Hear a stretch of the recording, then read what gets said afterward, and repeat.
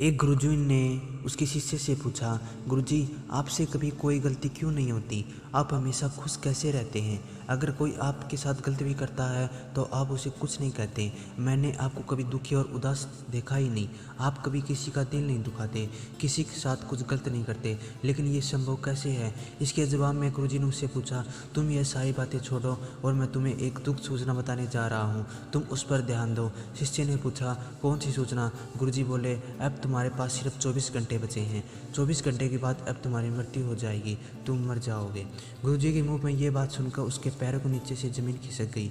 वह थर थर काँपने लगा और रोने लगा। जब उसे पता चला कि उसके पास सिर्फ एक दिन बचा है तो उसने जिस जिसका भी दिल दुखाया था सबसे माफ़ी मांग ली। अपने घर वालों को प्यार देने लगा, लोगों में चीज़ें बांटने लगा, क्योंकि अब उसके पास बहुत कम समय बचा था। और जिस किसी के साथ ही गुस्सा था, वह शिकायत था, वह सारी दूर हो गई। अगले दिन खुद गुरुजी उसके घर पहुंच गए और उससे पूछा कि बताओ कि कल से लेकर अभी तक तुमने कोई गलत काम किया है? किसी से झगड़ा किया है? मन में किसी को शिकायत रही है? कोई पाप किया है? किसी का दिल दुखाया है?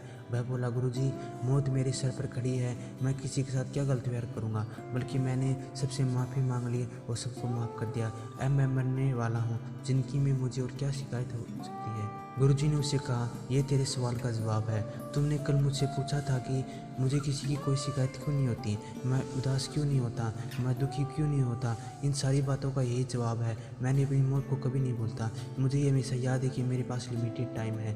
मैं यहाँ कुछ समय के लिए आया हूँ और एक दिन मृत्यु तो कर मुझसे मेरा जीवन छीन लेगी।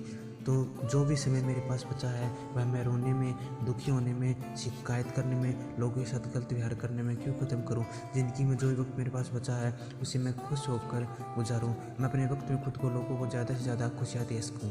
काश हमें भी इस बात का एहसास हो जाए कि जो भी हमें ज़िंदगी मिली है वह हमें हमेशा के लिए नहीं मिली है। जैसे हर चीज़ की एक्सपायरी डेट होती है वैसे हमारी शरीर की भी एक्सपायरी डेट है। एक न एक मृत्यु आती है।